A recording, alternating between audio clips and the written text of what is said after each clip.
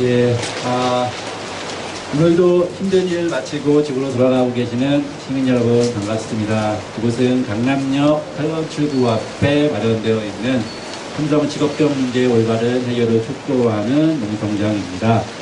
예, 저희가 2015년 10월 17일 이후에 이곳에서 209일째 이어 말하기를 진행을 하고 있습니다.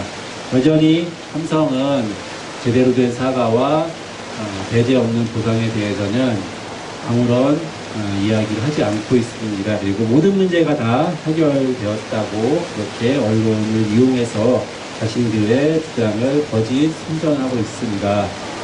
그래서 오늘 지나가시는 시민 여러분이 이곳을 매일 봐주시는 분들도 있으실 테고 오늘 처음 본 분들도 있으시겠지만 비가 와서 이런 말씀 드리기는 참 민망한데요. 잠시라도 이곳에서 하는 이야기 또 들어봐 주시고 요가다가 이곳 농성장에 한 번 더 관심 가져주시면 좋겠습니다.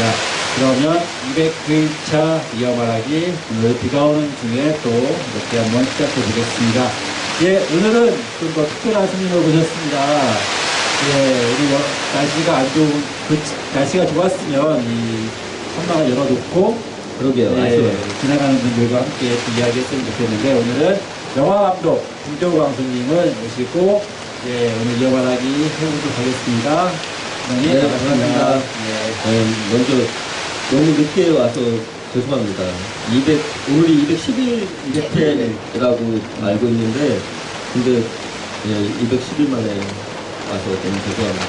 아닙니다. 항상 오시는 분들이 너무 늦게 왔다고 그렇게 사과를 하시고 그러는데 저희가 매번 이야기하죠. 사과를 해야 될 사람들은 저쪽에 앉아있는 사람들이고 이곳에 오시는 분들은 그것이 항상 마음을 이곳에 응원해주고 있다는 것을 알기 때문에 저희가 미안해하지 마시라고 항상 이렇게 말씀을 드리고 있습니다. 네, 저는 영화를 만드는 사람이고요. 그리고 녹색당에서 소수자 인권특별위원회 위원장으로 맡고 있습니다. 김정환수라고 합니다. 반갑습니다. 네, 박수 부탁드리겠습니다. 오, 아버님 제일 크게 치시는데. 오늘 그러고 보니까 또 여기 영화인 특집 같아요. 감독님, 네. 또 우리 김규리님, 김규리 역할의 모델이 됐었던 맞아요. 이정란 농사님, 우리 박철민, 그렇죠. 모델, 아버님, 황상빈님, 우리 영화인 특집 같습니다. 그러네요.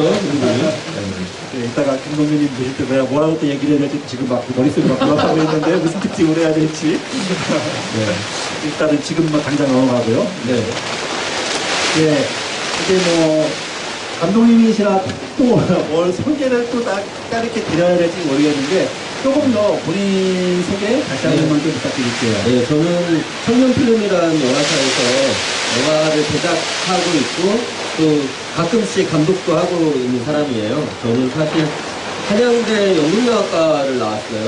어릴 때부터 이제 영화를 너무 좋아했고 영화를 만드는 게 꿈이었는데 이제 어쩌다 보니 연극영화과에 합격을 하게 되었고 그 이후로 지금까지 그냥 계속 영화 일만 쭉 하고 있어요. 그래서 사실 저는 많은 분들이 생각할 때 저 사람이 어릴 때부터 꿈이었으니까 꿈을 이룬 사람 중에 한 명. 저는 그런 점에서 내 인생은 참 행복하구나 그런 생각을 하고 있고요. 근데 이제 보기에는 영화일이 되게 화려해 보이고 재밌어 보이고 막 이러지만 사실 이제 이거 맥주 같아요. 겉으로는 이렇게 막 화려하고 있지만 밑에서는 막 잘 이러는 것처럼 영화일은 사실은 이제 현장에 가보면 완전히 노가다예요. 되게 힘든 일이고 그리고 이제 아까 이제 말씀 좀 사전에 나눴었는데 사람들이 영화 안 찍고 있을 때는 뭐 하냐고 하면은 이제 그냥 저희 사무실의 방에서 시나리오 쓰는 게 일이거든요. 저도 이제 2012년에 제가 연출한 영화를 이렇게 선보였는데 지금 2016년이잖아요. 아직도 그 다음 영화를 못 찍고 있어요. 그러니까 4년이 지났는데도 못 찍고 있다면 내년에도 영화가 개봉되지 않을 가능성이 높은 거거든요. 그러면은 5년에 한 편도 못 찍는 걸 수도 있는 이제 보면은 좀 이렇게 화려해 보이지만 사실 힘든 일 중에 하나죠. 근데 이제 그래도 자기가 하고 싶은 일을 좀 하고 있으니까 어떤 면에서는 좀 행복한 편이죠. 저는 사실 여기 오면서 무슨 얘기를 드릴까 뭐 이런 생각했었는데 제가 며칠 전에 이제 저희 회사에서 있었던 일을 조금 들어볼까 해요. 해주세요. 사실 이제 저희가 그 조선 명탐정이라는 영화를 제작한 회사예요. 아, 예. 저희가 이제 그 조선 명탐정 시리즈 두 번째 그 사라진 노베딸이라는 영화를 그 이제 만들어서 2014년에 개봉했었는데요. 네. 그 영화를 촬영할 때 좀 어떤 일이 있었냐면 그 이렇게 영화 중에 이렇게 섬에 있는 그 나쁜 사람들의 근거지가 폭파되는 장면이 있어요. 그리고 그 폭파되는 장면을 찍기 위해서는 특수팀이라고 저희 부르는데 그 특수팀이 이제 폭파되는 것들을 설치하고 폭발물을 설치하고 그것이 이제 적절한 순간에 탁 터지게 해주거든요. 네. 근데 이제 그거 설치하러 올라가셨던 그 특수팀의 노동자 한 분이 이제 잘못해서 이렇게 떨어지신 거예요. 그래갖고 이제 좀 허리를 다치셨어요. 아주 크게 다치시진 않아서 다행이었는데 그분이 그때 허리를 다쳐서 이제 이제 병원에 가셨고 그때 저희가 이제 그 보험에 들었었기 때문에 그분에 대해서 이렇게 병원비나 뭐 이런 부분들을 해결을 했죠. 그래서 그냥 그 이후에는 그냥 잊혀졌었어요. 그리고 가끔 뭐 그분이 잘 있는지 궁금하기도 해서 이제 특기팀에 물어보면 잘 있는 것 같다고 했었는데 이제 그러고 나서 올해가 2016년이니까 2년이 더 지난 거잖아요. 네. 그 영화 찍을 때 2013년이었으니까 거의 3년이 가까이 지난 건데 그분 이야기를 최근에 들었는데 아직도 병원에 다니고 있다는 거예요. 그래서 그때 그 다친 것 때문에 병원에 다니고 있냐 그랬더니 그렇다고. 그래서 제가 아니 병원에 다니고 있으면 우리한테 병원에 다닌다고 얘기를 하고 병원비를 우리한테 달라고 하거나 이런 이야기를 해야지 왜 혼자서 그거를 그냥 처리하고 있었냐. 그랬더니 그분이 이제 뭐라고 하셨냐면 얘기해도 안 줄 것 같아서 얘기를 못했다는 거예요. 그래서 그때 제가 아 세상 현실이 이렇구나. 그러니까 이제 저희는 영화를 찍는 동안에 참 잘 지내고 그랬고 서로 이렇게 좀 친하다고 생각했는데 친한 그분마저도 사실 이제 영화 찍다가 다친 거니까 이것도 산업재해잖아요. 그렇죠. 근데 이거는 회사에 얘기해 보니 아마 뭐 그냥 그 들어주지도 않을 거야 라고 생각한 거예요. 특히 이제 저 같은 사람한테도 그렇게 생각했다는 거잖아요. 그래서 아니 나는 사실 깜짝 놀랐다.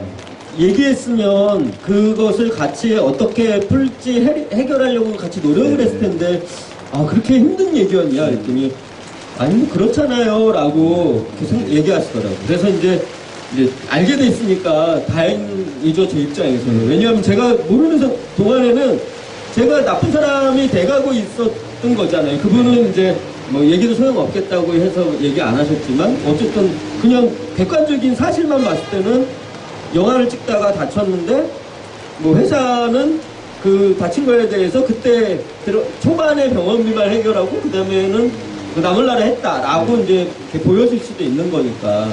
그래서 이제 그동안 쓰셨던 병원비하고 앞으로 이렇게 또 생길지 모르는 뭐 이런 것들하고 해서 그분이 원하는 게 이렇게 어떤 것인지 이야기를 듣고 그래서 이제 그 해결이 되었어요.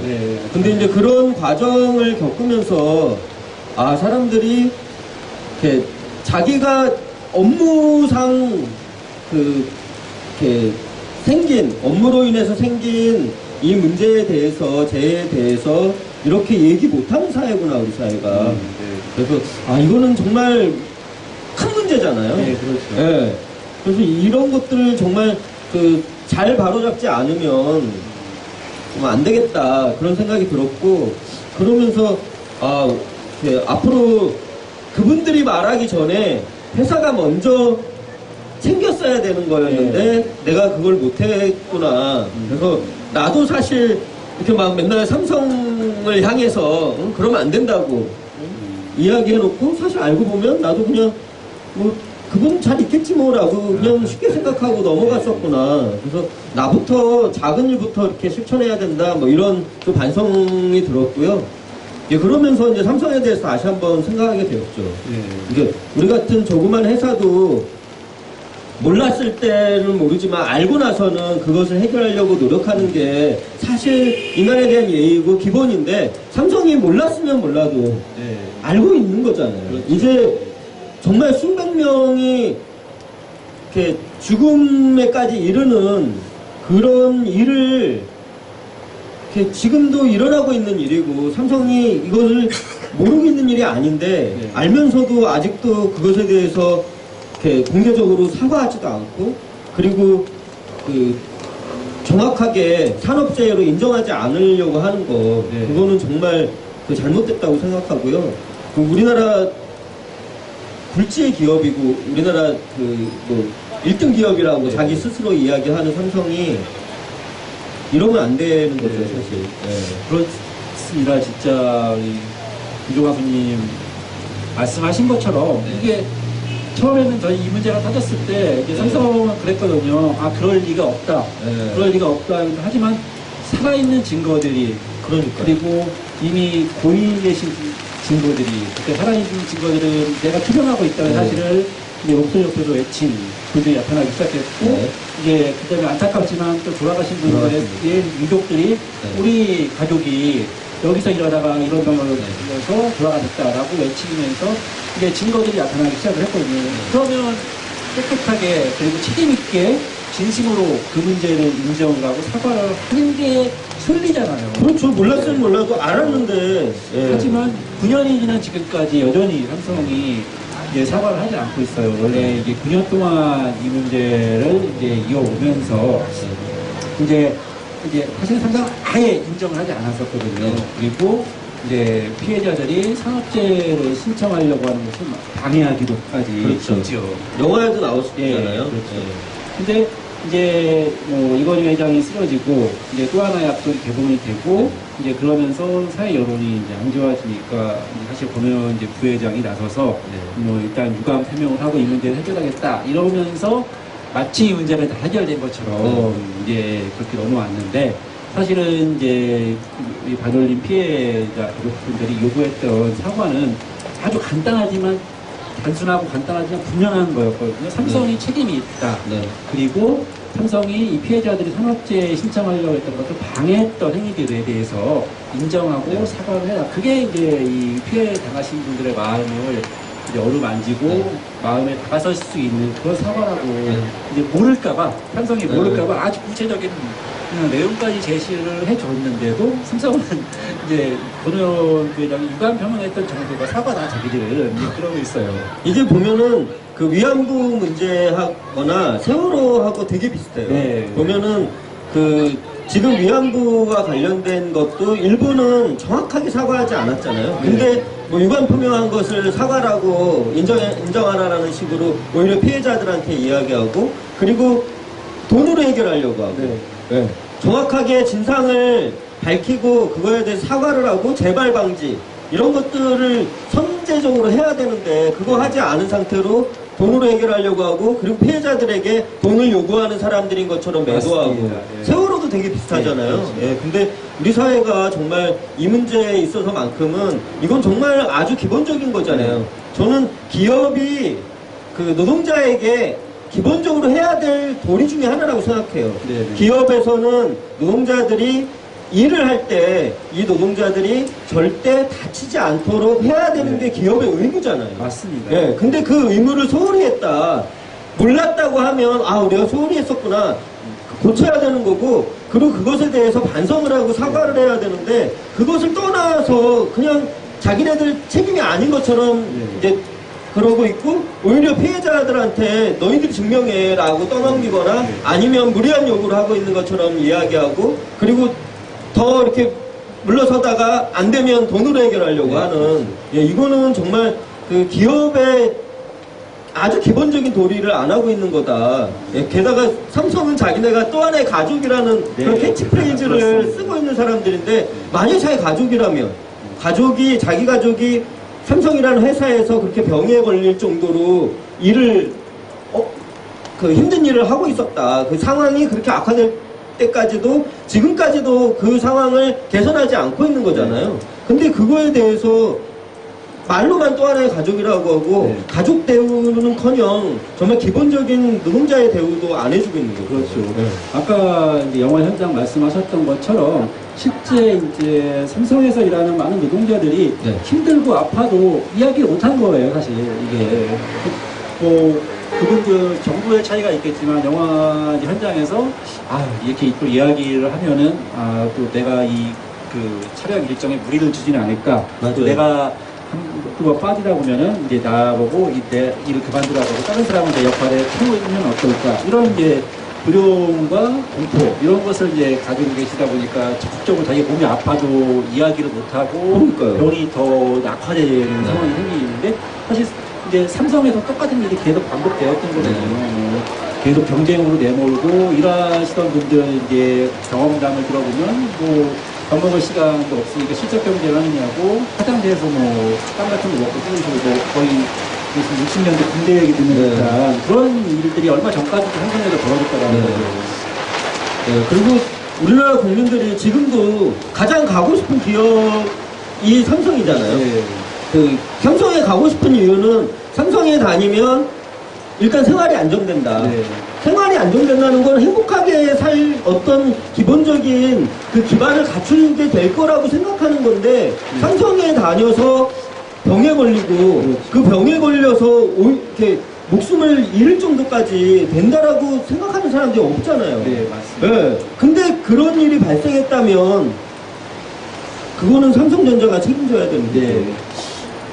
그리고 예. 정부는 만약에 삼성이 그것을 그렇게 제대로 안 하고 있으면 정부는 삼성에게 그것을 해야 하게끔 네. 그것을 하게끔 만들어야 하는데 우리나라 정부는 오히려 이상한 정부. 예, 삼성을 도와주는 네. 예, 그래서 피해자들이 그런 일을 못하게 하는 예, 오히려 정말 우리 사회의 가장 근본적인 모습 같아요. 이 네. 재벌 문제는 예, 정말 재벌 흑파는 반드시 해야 되는 문제 중에 하나인 것 같아요. 그래서 아버님이 이제 여기 와서 이제 마이크 잡고 항상 이야기하실 때 네. 몇 가지 들은 예 중에 이제 이제 근로복지공단 이야기도 있어요. 그래서 네. 아니 노동자들이 다쳐서 아프면 왜 그거를 자기들 돈도 아닌데 그 국민이 열심히 일해서 내서 도와는 돈이고 아프다 그렇죠. 그러면 맞아요. 아프다 그러면 치료를 해줘야지. 그걸 마치 자기들 돈인 것처럼 남인들이 그 돈을 강탈해 가는 것처럼 뭐 엄격하게 심사한다는 구실을 대서 진짜 아픈 사람들과 치료가 필요하고 네. 지원이 필요한 사람들을 배제시키고 네.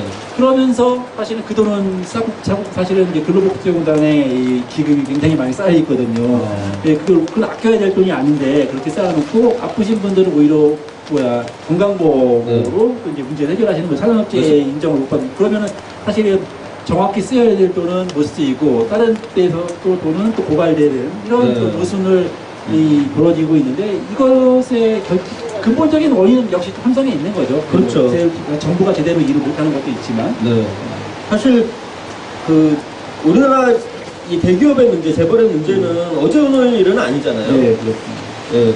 특히 IMF 이후에 국민들은 보았잖아요. 네. 재벌이 잘못해서 생긴 문제를 국민의 세금으로 도와줘서 해결하는 네. 것을 보았는데 그 이후에 재벌만 살찌고 있잖아요. 네. 예, 지금 한국 경제가 어렵다 하는데 그 어려움의 근본적인 문제는 재벌이 갖고 있는 문제잖아요. 네. 국민들이 잘못한 게 아닌데 재벌이 잘못해서 생긴 문제를 해결할 때는 또 국민들이 네. 또 그 부분을 해결하는 결국 지금 뭐 이제 최근에 또 조선 쪽 네. 이쪽이 안 좋다고 하면서 그것을 해결하기 위해서 뭐 그 양적 완화를 한다는 둥 아니면은 또 이렇게 그 정부가 지원해 준다는 둥 막 이러고 있는데 그때도 사람들에게 이제 알려진 것을 보면은 그 오너라는 사람들이 몇천억을 자기는 갖고 있으면서도 그 오너가 그 부분을 해결하게끔 국가가 이렇게 강제하는 게 아니라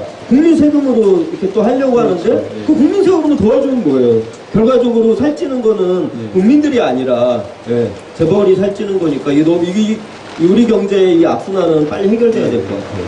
항상 다 똑같은 것 같아요. 사실 삼성이 뭐 지금은 삼성이 그렇게 이제 구조조정 대상에 들어가는 기업이 지금은 없어서 그렇지만 뭐 삼성을 비롯해서 네. 여러 대기업들이 출발할 때는 사회적 기금을 통해서 국민 세금이나 그러니까요. 지원을 받아서 축적을 하고 네. 근데 그렇게 생긴 이유는 총수 일가가 다 독식을 하고 네. 그리고 나서 손해가 발생을 하면 그거 다시 또 국민이 무덤으로 치는 맞아요. 거죠. 근데 마치 노동자가 일을 안 하고 국민이 뭐 일을 안 하고 임금만 높아서 그렇다 네. 이런 식으로 항상 또 이야기를 하잖아요. 네. 참 이 모순덩어리인 것 같아요. 그러게 말이에요. 네, 우리 사회의 가장 근본적인 문제인 이 재벌 문제는 예, 진짜 국민들이 조금 더 고민을 많이 해야 될 것 같고 그래서 사실 사람들이 이렇게 막 삼성이나 이런 대기업들이 문제가 생기면 그 어떻게 보면은 국민들 대부분이 삼성을 막 걱정하고 있어요. 그렇죠. 네, 재벌을 걱정해요. 사실 자기 걱정을 해야 되는데 오히려 국민들이 재벌 걱정을 하고 네. 있거든요. 왜 걱정을 하냐면 사람들한테 재벌이 문제가 생기면 너희들한테 직접적인 문제가 생길 거야라고 계속 잘못된 정보를 주기 네. 때문이잖아요. 네, 근데 정말 다시 생각해 봐야 된다. 우리나라의 경제의 문제는 다시 생각해 봐서 과연 재벌이 살찌우는 게 국민들에게 가는 거냐, 뭐 낙수 효과 뭐 이런 얘기들 하는데 사실 증명이 안 되고 있잖아요. 그 재벌이 돈을 벌어서 그 부분이 낙수 효과처럼 국민들한테 개개인에게 가는 게 아니라 재벌만 살찌우고 있는 것은 지난 몇 년간 계속 그 보아온 건데. 뭐 이게 뭐 기업이 살쪄서 뭐 국민이 부유해질 수 있고 행복해질 수 있다면야 뭐 반대를 하겠어요. 네. 그러니까 사실 현실적으로 드러난 거는 말씀해 주셨던 것처럼 이제 증명된 낙수 효과라든지 증명된 것도 없고 네. 재벌 기업도 기업 전체가 아니라 총수 일가와 사실은 이제 금융 투기하는 네. 그런 세력들이 펼치는 게 사실 지금까지 이제 전부였어요. 네, 말이 또 어려워지나요? 아, 네. 그러면 이쪽은 이제 네. 그러려고 했어요. 그래서 여기까지 하고 네, 죄송합니다. 제가 막 갑자기 삼촌이 너무 미워져가지고. 네, 여기까지 하고 넘어가려고 그랬어요. 네. 그래서 이제 영화 감독님이시라 사실 저희 이제 또 하나의 약속 네. 개봉하고 그랬을 때 좀 이제 어떠한 느낌이 네. 드셨는지와 이렇게 이제 지금까지 쭉 삼성이라든가 재벌 문제 많이 이야기를 해주셨는데 네. 이렇게 좀 사회 고발적인 또 국민들이 조금 더 이제 네. 올바르게 경제와 재벌들에 대해서 알 수 있게 해주는 그런 영화를 또 이제 좀 생각해 보시고 국민들은 없으신지 한번. 네. 일단 또 하나의 약속을 예를 들면 안 보신 분들은 또 하나의 약속이라고 검색하셔서 찾아보시면 그 박철민 씨가 주인공으로 나오는 그 박철민, 김규리 뭐 이런 분들이 나오는 그 영화고요. 이 반올림, 이 삼성의 백혈병과 관련된 특히 이제 황상기 아버님 역할을 이제 박철민 씨가 하신 건데 그 이야기를 영화로 보실 수 있을 거예요. 그래서 못 보신 분들은 꼭 보셨으면 좋겠고요.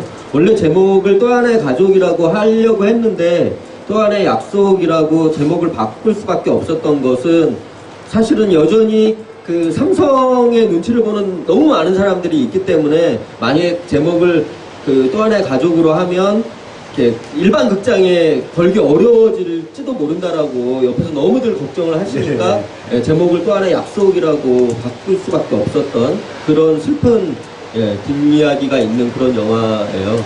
그래서 많이들 보셨으면 좋겠고요.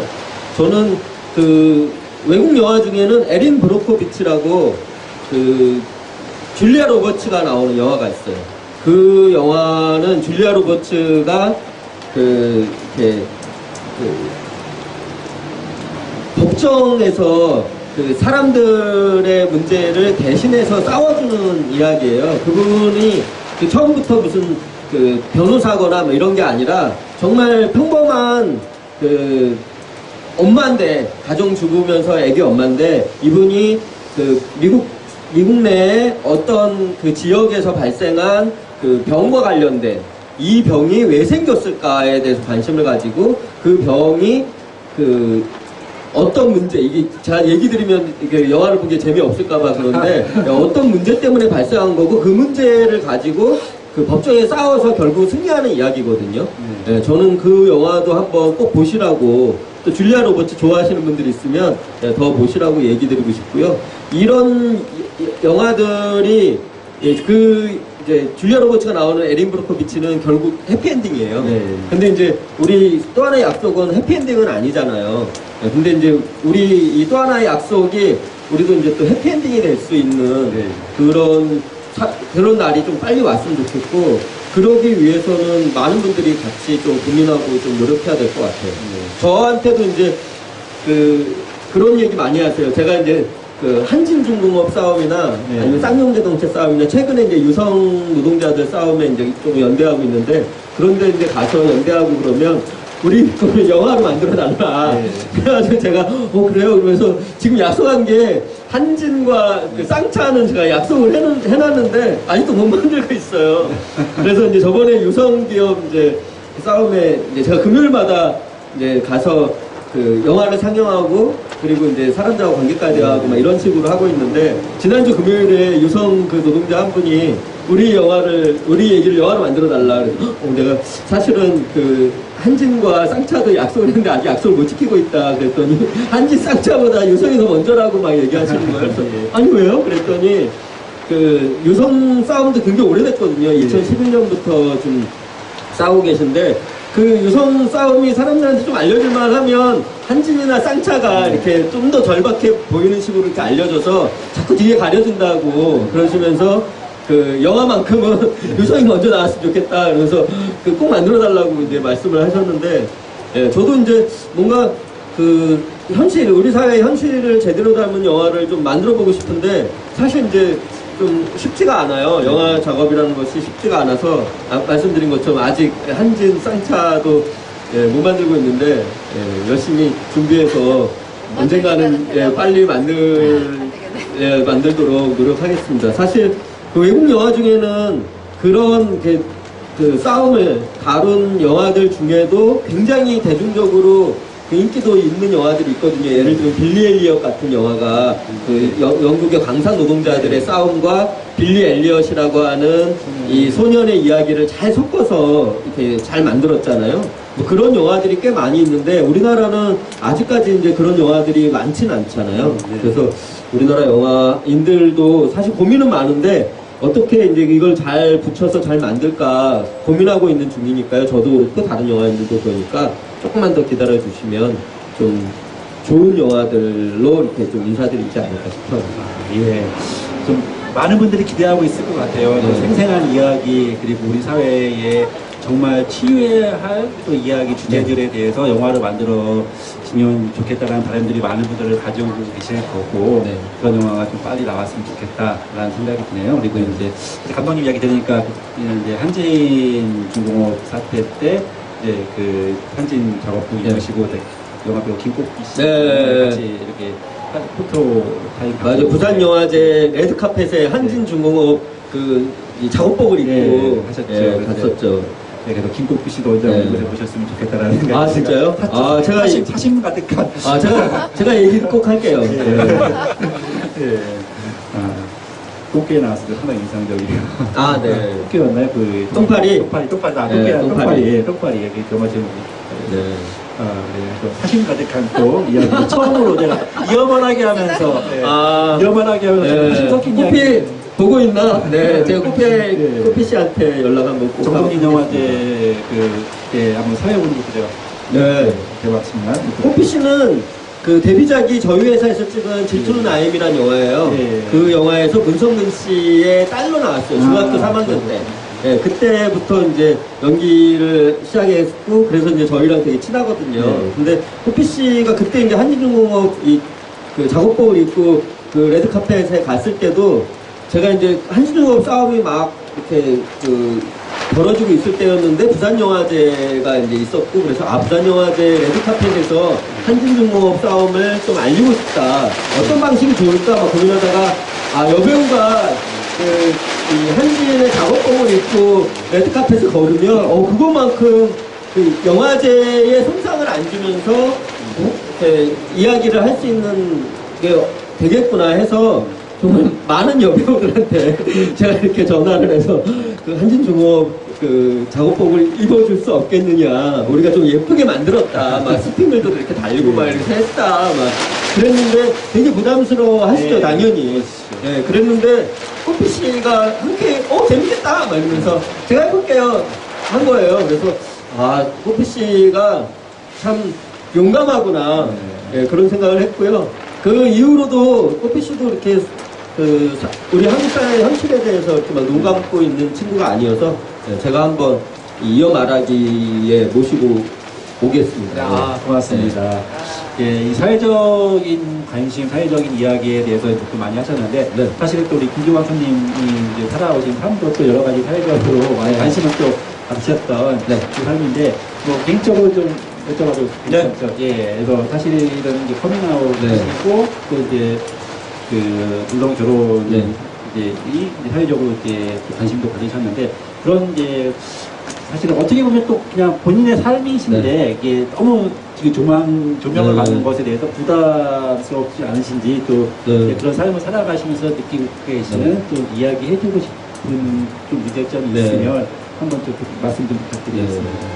부담스럽지 않다고 뭐 얘기할 수는 없겠죠. 거짓말이죠. 부담스럽죠. 특히나 이제 사생활을 자꾸 이야기해야 되는 거라서 이제 부담스럽고 게다가 이제 혐오를 받고 있는 사생활이잖아요. 누군가에게 직접적으로 이렇게 자기 존재를 부정당하면서 혐오받고 있는 게 쉬운 일은 아닌 것 같아요. 그래서 이제 힘들고 부담스러운 면이 있는데 그래도 응원해 주시는 분들이 있어서 잘 견디는 것 같고요. 저는 사실 이제 제가 15살에 중학교 3학년 때 나는 동성을 좋아하는 사람이구나라는 걸 알았는데 30살 될 때까지 계속 부정했어요. 나는 아니야.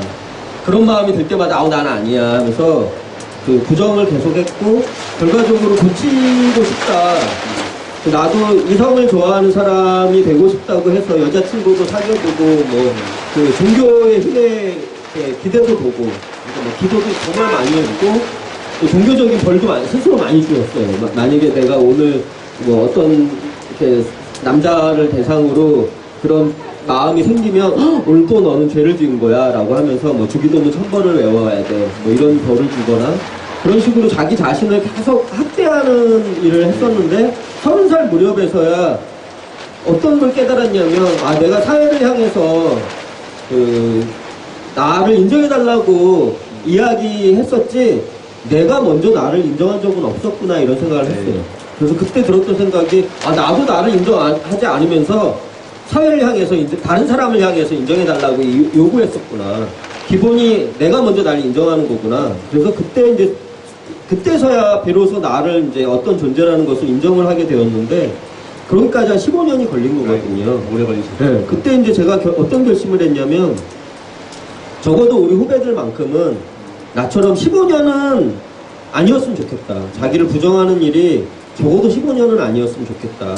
때로는 뭐 적게 걸리면 한 몇 개월 아니면 몇 년이라도 나만큼은 오래 걸리지 않았으면 좋겠다고 생각을 했어요. 그래서 그 이후로 꼭 사람들한테 내가 어떤 존재인지 알리고 그리고 이런 존재로서도 행복하게 잘 살 수 있다는 것을 보여주고 싶었고 그래서 사회를 좀 바꾸는 일에 열심히 하겠다는 좀 결심을 했었는데 그 결심은 지금도 좀 변함은 없어요. 근데 이제 때때로 좀 힘든데 지난주에 제가 이제 NCCK라고 한국 기독교 교회 협의회라는 기독교 단체가 있어요. 기독교 이 교단의 연합체인데 굉장히 큰 우리나라에서 제일 큰 연합체인데 그 NCCK에서 저를 초청해서 이 보수적인 기독교 신자들이 너무 이제 동성애 혐오가 많으니까 와서 좀 이야기를 해달라고 해서 이야기 마당을 이렇게 연 적이 있거든요. 지난주 목요일이었는데 제가 그래서 초대돼서 갔었는데 또 막 난리가 난 거죠. 보수적인 기독교 혐오하는 세력들이 아예 그 행사를 못하게 하려고 막 난리가 나서 결과적으로 이제 그 장소로 옮겨서 어디서 했는데 그걸 알고 이렇게 막 한 40-50분 뒤에 와서 그분들은 이제 기도한다고 하는 형태로 막 방언기도 통성기도를 하면서 결국 행사를 이제 중단시켜 버렸어요.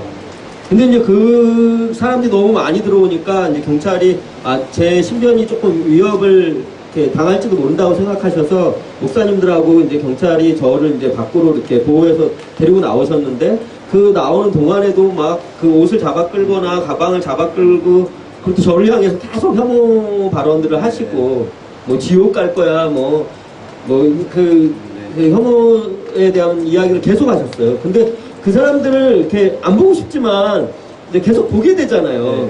바로 면전에서 그런 사람을 보게 되는 게 쉬운 일은 아니더라고요. 네.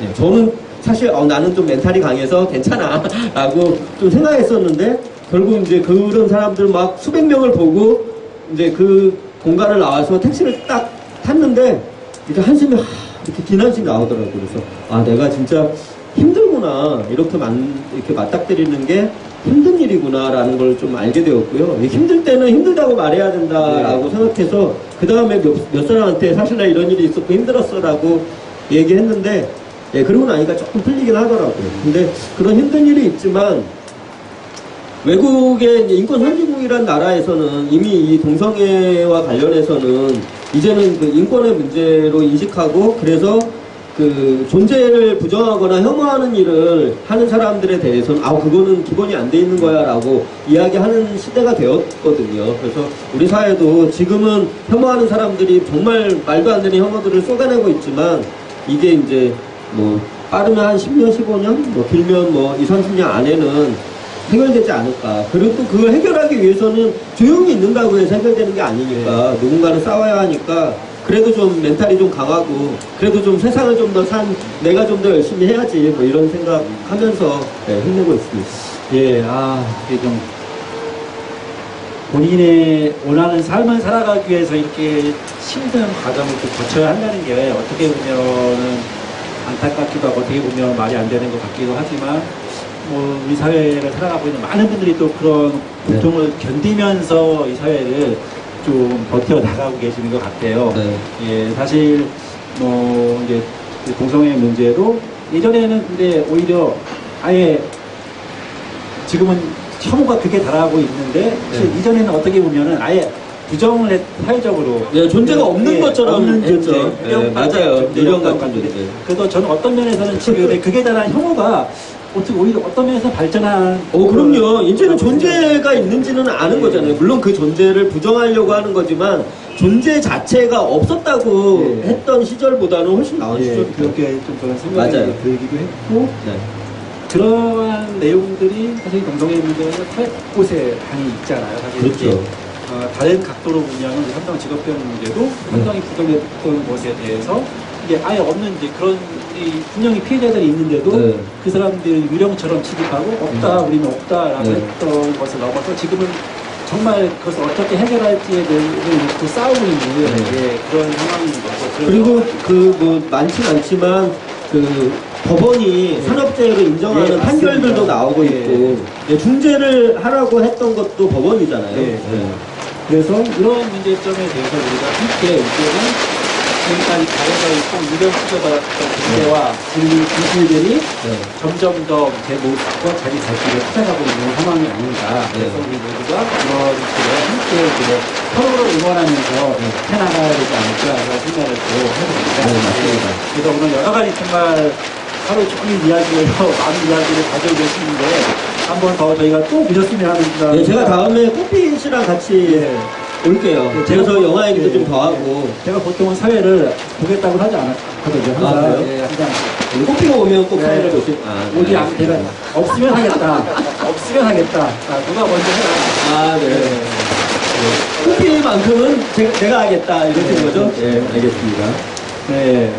저희가 이제 이어 말하기 또 운동기님도 계시니까 마무리해야 될 것 같아요. 그래서 저희가 항상 마지막에 삼성에게 하는 따끔한 이야기로 마지막 마무리하고 있습니다. 우리 김조 감독님 이 삼성의 직업병 문제를 외면하고 있는 삼성에 대해서 한번 따끔한 말 한마디 부탁드릴게요. 네. 삼성은 지금이라도 인정하고 사과를 반드시 하길 바랍니다. 이게 전제가 되지 않으면 진심 어린 사과가 전제가 돼야 되고요. 이게 전제가 되지 않으면 그 이후에 뭐 돈으로 보상한다거나 뭐 이런 것들은 정말 의미 없는 일이라고 생각합니다. 그래서 일단 진심 어린 사과가 전제돼야 하고요. 그리고 그동안에 발생됐던 일에 대해서 진상을 국민들 앞에 이렇게 낱낱이 공개를 해야 된다고 생각합니다. 국민들이 알아야 되고 그래야 그 다음에 이런 일이 절대 일어나지 않는 거잖아요. 삼성뿐만 아니라 다른 사업장에서도 이런 일이 절대 일어나서는 안 되는 거기 때문에 그것이 그 전제라고 생각하고요. 그 전제를 이렇게 하지 않으려고 하시는데 그거에 대해서는 정말 그 기본을 지키지 않는 일이라고 말씀드리고 싶습니다. 그래서 삼성에 대해서 많은 국민들이 저와 같이 그런 요구들을 해주셔서 삼성이 하루라도 빨리 더 늦기 전에 그렇게 해주시길 바랍니다. 예, 삼성에게 또 한번 이렇게 좀 뼈가 되고 살이 되는 이야기가 전달이 된 것 같아요. 삼성이 여기 오시는 분들이 정말 삼성에게 호통을 치는 분들도 있고 네. 정말 삼성이 근본적으로 어떻게 살아남기 위해서 올바른 길을 가야 될지를 충고해 주시는 분들도 있고 네. 정말 다양한 이야기들을 해주세요. 삼성이 계속해서 외면할 것이 아니라 좀 가슴 깊이 새겨들어서 문제를 해결해 나갔으면 합니다. 예. 저희들은 이제 물러가고 잠시 쉬었다가 2부 또 경제민주화 네트워크의 김동균님 모시고 2부 순서 갖도록 하겠습니다. 예, 고맙습니다. 광고 듣나요? 광고가 없어가지고.